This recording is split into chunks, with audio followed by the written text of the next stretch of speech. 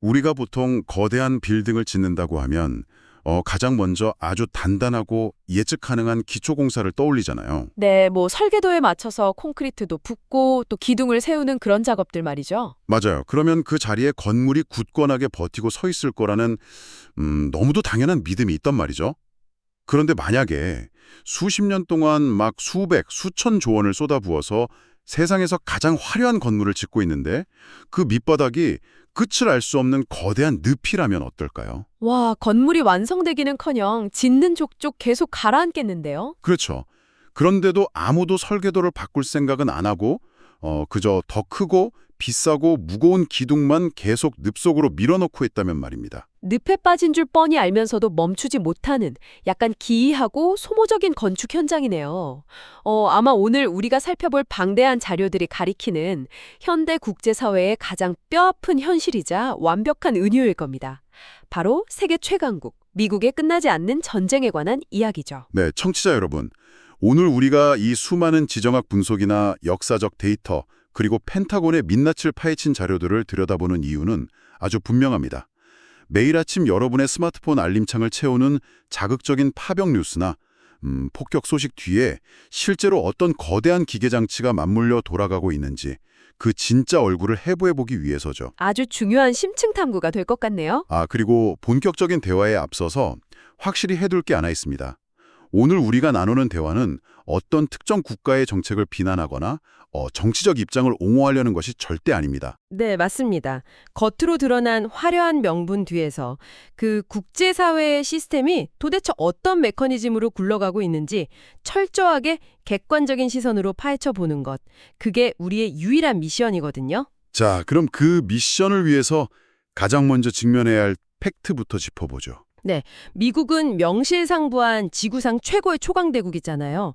그런데 제2차 세계대전 이후 치른 굵직한 전쟁들, 그러니까 한국, 베트남, 이라크, 아프가니스탄 등에서 단 한 번도 자신들이 원했던 목표를 깔끔하게 달성하고 빠져나오지 못했다는 사실입니다. 생각해보니까 진짜 그러네요. 그 막강한 화력과 자본을 쏟아부어도 왜 항상 수렁에 빠지는지 그 근본적인 질문부터 시작해야겠어요? 네, 특히 중동 지역에 들어갈 때마다 유독 고전을 면치 못하거든요. 오늘 종합해본 자료들의 첫 번째 맥락을 보니까 저는 막 이런 생각이 들더라고요. 마치 윈도우 PC에 맥 OS를 강제로 설치하려고 끙끙대는 꼴이랄까요? 윈도우와 맥의 비유여 지금 상황의 핵심을 아주 예리하게 찌르는 비유네요. 시스템을 구동하는 근본 언어 자체가 아예 다른데 계속 그냥 엔터키만 부서져라 누르면서 에러를 내고 있는 것 같단 말이죠. 맞아요. 단순히 프로그램 호환이 안 되는 수준이 아니라 세상을 바라보는 운영체제 자체가 다르다는 걸 미국이 번번이 간과했거든요. 첫 번째 실패 원인이 바로 이 치명적인 문화적 맹점입니다. 문화적 맹점이요? 구체적으로 어떤 부분에서 그렇게 엇갈린 걸까요? 서구 사회에 특히 미국이 구축한 민주주의와 자본주의의 밑바탕에는 세속화라는 아주 강력한 전제가 깔려 있습니다. 종교와 정치를 철저히 분리하는 거죠. 정교분리 원칙이요. 현대 서방 세계에서 종교는 일요일에만 찾거나 개인적인 영적 위안을 얻는 일종의 선택적인 삶의 일부잖아요. 그렇죠. 종교가 내 삶의 철학이 될 수는 있어도 내가 은행에서 대출을 받거나 부동산 계약을 할 때 종교의 율법을 따르지는 않으니까요. 철저히 개인의 내면과 사생활의 영역이죠. 그런데 중동 지역은 완전히 다른가 보죠. 네, 특히 이슬람 문화권의 그 서구식 잣대를 그대로 들이대면 치명적인 오류가 발생합니다. 이슬람은 초기 창시 시절부터 영적인 신앙인 동시에 정치, 경제, 사회, 문화를 모두 아우르는 하나의 거대한 생활 종교이자 통합 시스템으로 설계되었거든요. 생활 종교라. 그럼 코란에 단순히 기도하는 법만 있는 게 아니겠네요? 맞습니다. 결혼과 이혼의 절차, 상속의 비율, 또 상거래할 때 이자를 어떻게 할 것인지 등 삶의 24시간을 통제하는 구체적인 법률이 빼곡히 들어있죠. 그러니까 이슬람 자체가 세상을 통치하는 거대한 헌법이자 정치체제 그 자체인 겁니다. 와, 듣고 보니 미국의 접근 방식이 얼마나 순진했는지 알겠네요. 자, 우리가 독재자라는 뱀의 머리를 잘라내줬으니 이제 너희도 종교랑 정치를 예쁘게 분리해서 서구식 민주주의를 꽃 피워버렴 하고 제도를 던져준 거잖아요. 바로 그겁니다. 애초에 그 사회는 24시간 종교가 삶을 통제하는 시스템인데 그게 하루아침에 서구식으로 이식될 리가 없는 거거든요. 뱀의 머리만 자르면 몸통이 알아서 진화할 거라는 엄청난 오만함이었죠. 뱀의 머리만 자르면 된다는 착각, 정말 위험하네요. 자료에서 이 문화적 간극을 보여주는 아주 소름 돋는 디테일을 하나 언급하는데요. 그 이란 국기를 한번 떠올려 보시죠. 아, 이란 국기요. 그 메뉴에 녹색 띠가 있고 가운데 하얀색, 아래 빨간색 있는 그 깃발이죠. 네네, 맞습니다. 맨 위쪽 녹색 띠는 이슬람을 상징하고 가운데 하얀색은 평화와 정의를 뜻해요. 뭐 여기까지는 평범해 보이지만 맨 아래 빨간색 띠가 무엇을 의미하는지 청취자 여러분은 혹시 아십니까? 글쎄요. 보통 다른 나라 국기에서 빨간색은 뭐 용기나 아니면 혁명 과정에서 흘린 피 이런 걸 상징하지 않나요? 이란 국기의 붉은색은 명확하게 순교를 의미합니다. 그리고 국기 중앙에 있는 붉은색 출림 문양은 사실 알라라는 아랍어 글자를 형상화한 것이고요. 아, 그게 알라를 뜻하는 거였군요. 중앙에 무슨 칼 모양 같은 것도 있지 않나요? 예리하시네요. 중앙의 수직선은 저항을 상징하는 날카로운 검을 의미합니다.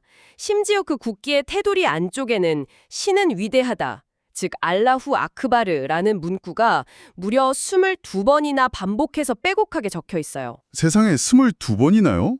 와, 국가를 대표하는 깃발 그 자체에 아예 순교와 신앙, 무력저항이라는 유전자가 아주 깊숙이 각인되어 있네요. 네, 국가의 뿌리 자체가 서방의 관점으로는 도저히 이해할 수 없는 신정체제와 결사항전의 의지에 닿아 있다는 명백한 증거죠.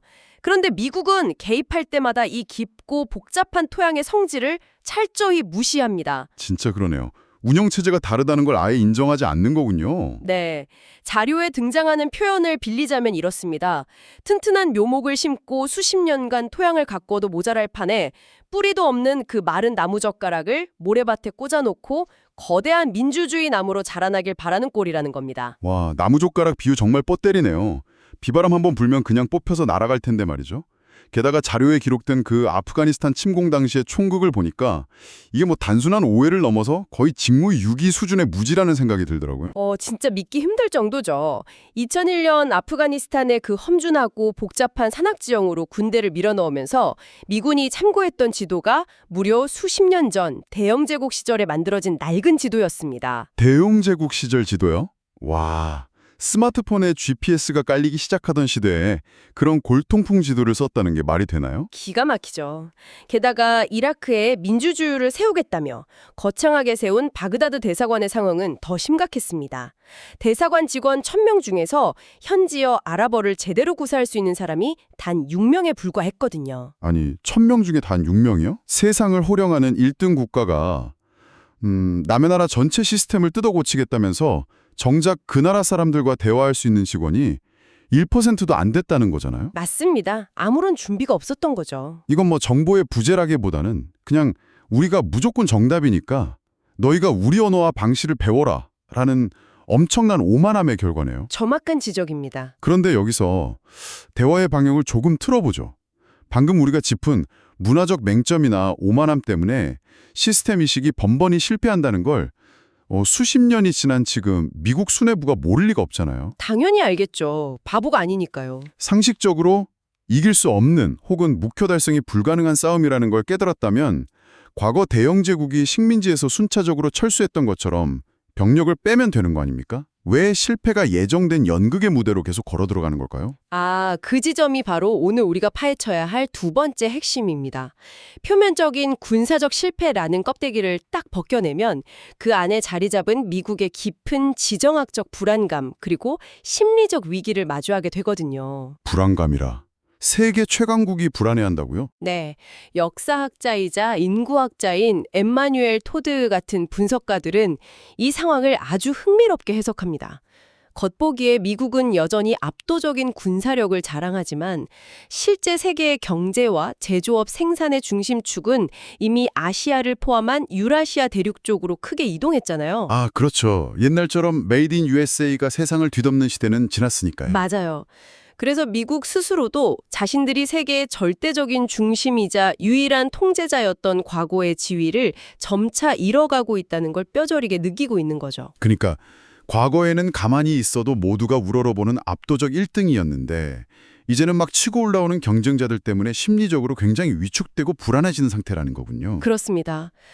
그래서 미국은 전 세계를 향해 그리고 또 자신들을 향해서 봐라, 너희는 여전히 미국의 힘이 절대적으로 필요하다라는 걸 끊임없이 증명해야 하는 강박에 시달리게 됩니다. 증명해야 한다.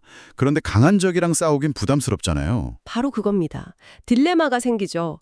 러시아나 중국처럼 완전히 덩치가 크고 직접 맞붙었을 때 엄청난 경제적, 군사적 내상을 입을 수 있는 동급의 적과는 전면전을 벌일 엄두를 내지 못합니다. 너무 위험하니까요. 아하, 그래서 만만한 무대를 고르는 거군요. 정확합니다. 대신 승패나 확전의 규모를 자신들이 어느 정도 통제할 수 있다고 믿는 중동의 특정 국가나 세력을 상대로 끝없이 무력을 과시하는 길을 택합니다. 자료에서는 이것을 연극적 군사주의라고 명명하고 있어요. 연극적 군사주의. 와, 단어 참 기가 막히게 만들었네요.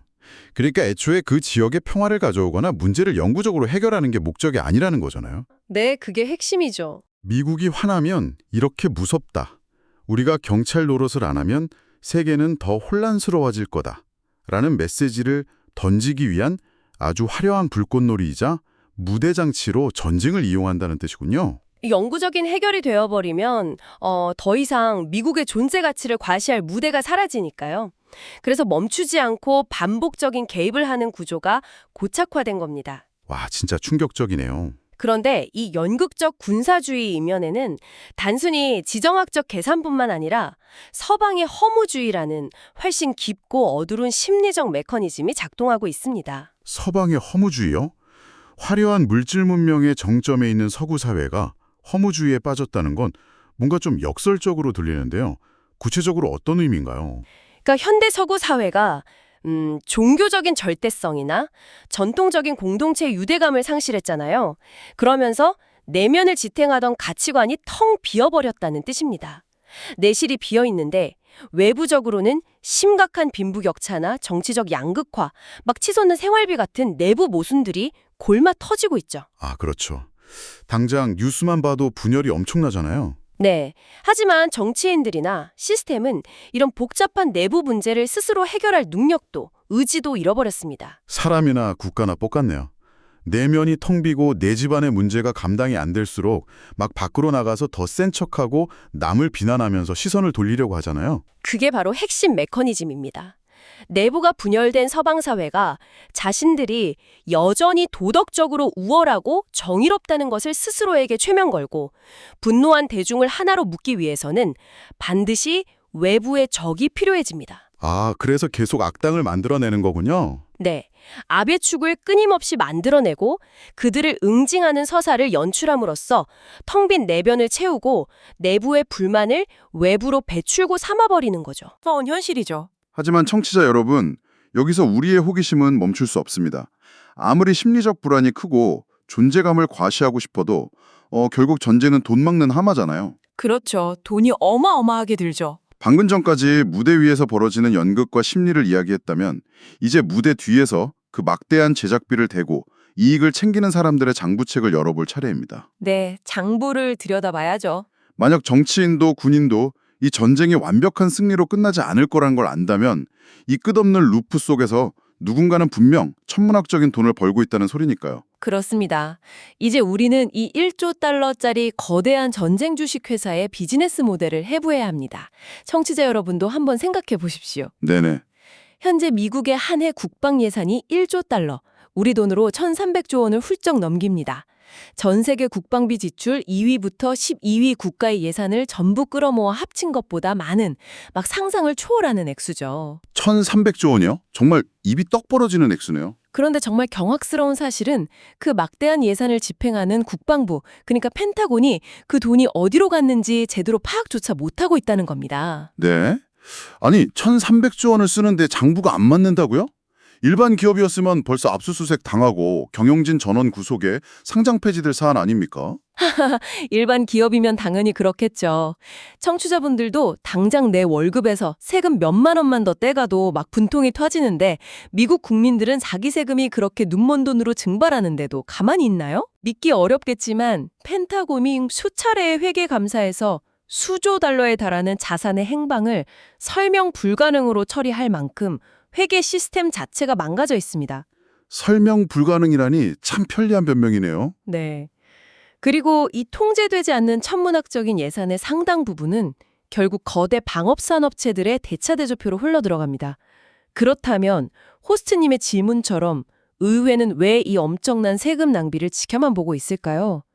표를 먹고 사는 정치인들이라면 앞장서서 국방 예산을 삭감하겠다고 나서야 정상 아닙니까? 당연하죠.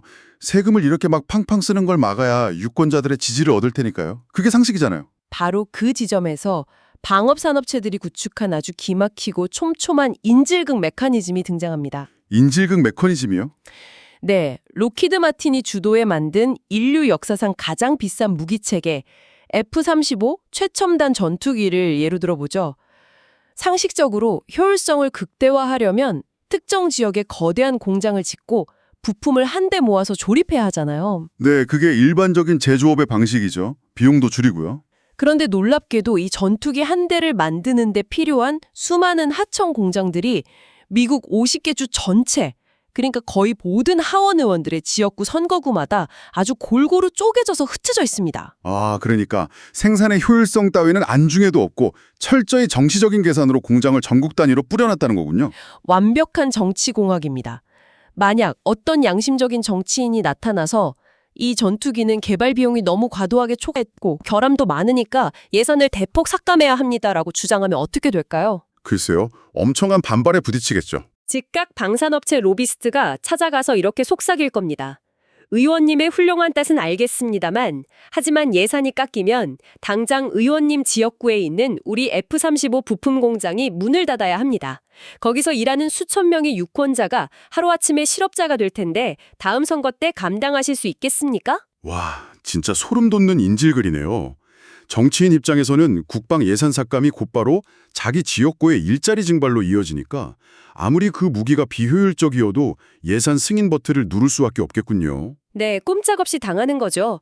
심지어 인구도 적고 산업도 황량한 지역, 예를 들어 노스다코타 같은 주의 주지사나 상원의원들은 자기 지역 경제를 활성화하겠다며 자발적으로 핵미사일, 즉 ICBM 기지를 유치해달라고 워싱턴에 로비까지 하는 실정입니다. 핵미사일 기지를 유치해달라고요? 지역 경제 살리려고? 네.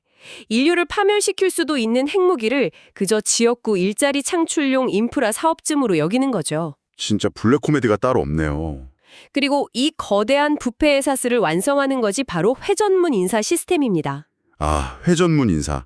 국방부 장관이나 사성장군 출신들이 전역하자마자 방산업체 임원으로 가는 그런 현상 말이죠. 네, 맞습니다. 이게 구체적으로 어떻게 정책을 바꾸나요? 메커니즘은 아주 유기적으로 돌아갑니다. 국방부에서 막 수십조 원짜리 무기 구매 도장을 찍던 고위장성이 전역을 해요. 그러면 거대 방산업체가 그를 수십억 연봉의 로비스트나 임원으로 영입하죠. 전관 예우 확실하네요. 정책 보고서를 쏟아내고 언론은 이를 대서특필합니다. 여론을 완전히 조성해버리는 거군요. 맞습니다. 결국 의회는 여론에 밀려 예산을 증액하고 전직 장성 출신 로비스트는 옛 부하들이 있는 펜타곤에 찾아가 자기 회사의 무기 계약을 따냅니다.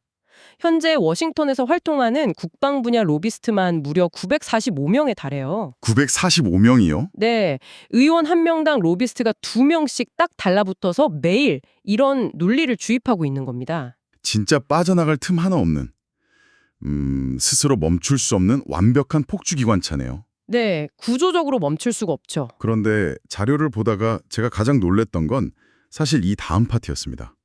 보통 우리가 방위산업하면 로키드 마틴이나 보잉처럼 막 거대한 탱크나 미사일을 뚝딱뚝 만드는 그 쇳가루 날리는 공장을 떠올리잖아요. 네, 전통적인 이미지는 그렇죠. 그런데 우리의 일상을 지배하는 실리콘밸리의 빅테크 기업들이나 막 주말마다 팝콘 먹으며 열광하는 할리우드 영화 산업이 이 전쟁 주식회사와 아주 깊게 한몸이 되어가고 있다고요. 네, 전장의 양상과 참여자가 완전히 바뀌고 있습니다.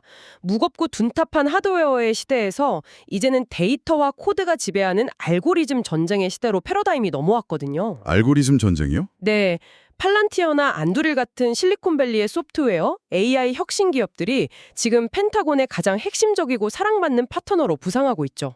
예전엔 구글 같은 실리콘밸리 기업 직원들이 국방부의 살상 무기 프로젝트, 그 프로젝트 메이븐에 참여하는 걸 비윤리적이라며 막 시위하고 거부했던 걸로 기억하거든요. 언제 이렇게 새로운 전쟁 상인으로 변신한 거죠? 분위기가 완전히 반전됐습니다.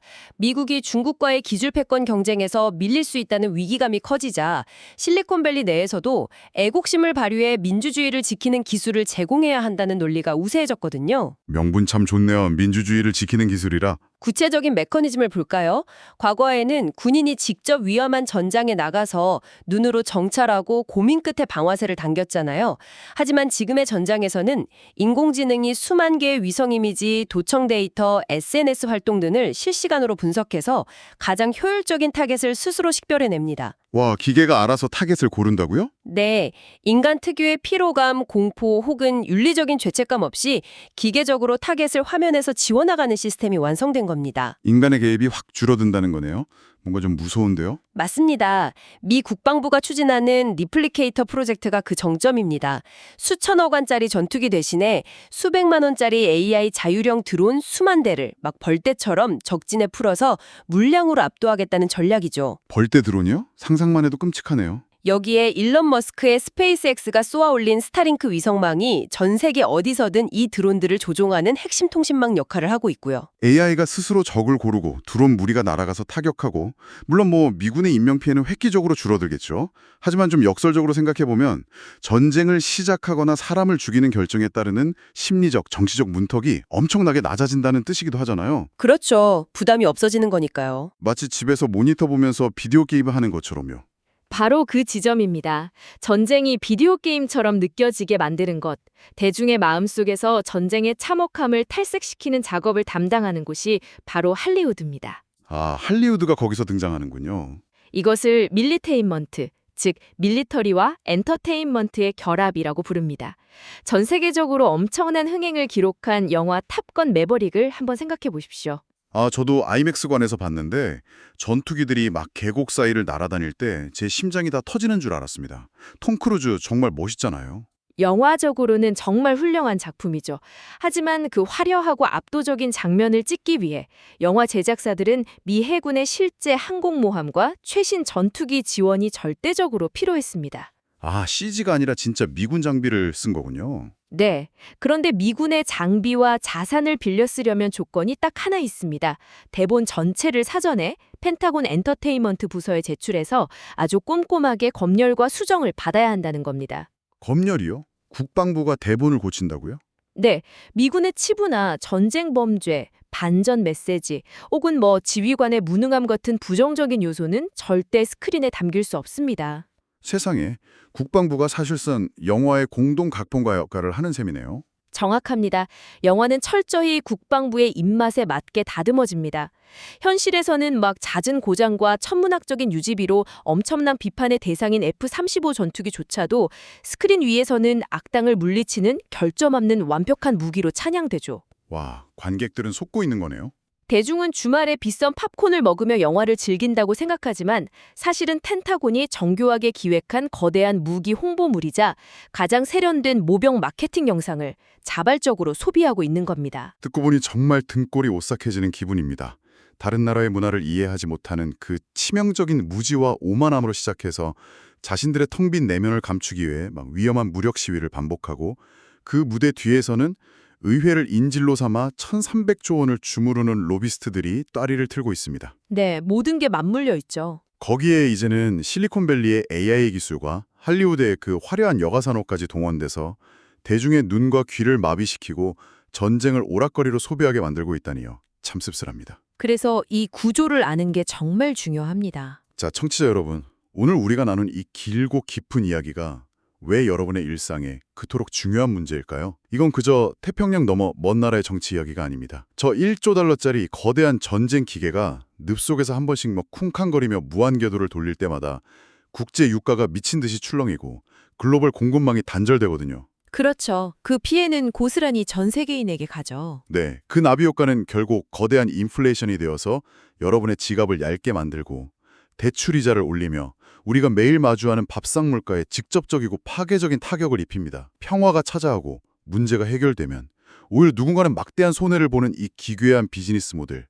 이것이 바로 우리가 숨쉬며 살아가는 현대 경제를 밑바닥에서 움직이는 보이지 않는 손이라는 뜻입니다. 맞습니다. 전쟁을 끝내는 것보다 저강도 분쟁을 막 영원히 지속시키는 것이 시스템 전체에 훨씬 더 큰 이윤을 창출하는 병든 구조거든요. 참 안타까운 현실이네요. 우리가 이 시스템의 본질과 자본의 흐름을 아주 날카롭게 꿰뚫어보지 못한다면 우리는 매일 아침 쏟아지는 자극적인 뉴스의 표면만 보며 막연한 공포에 떨거나 누군가가 던져준 가짜 적을 맹목적으로 비난하는데 귀중한 에너지를 낭비하게 될 것입니다. 오늘 이 깊은 탐구를 마무리하면서 청취자 여러분께 한 가지 좀 도발적인 질문을 남기고 싶습니다.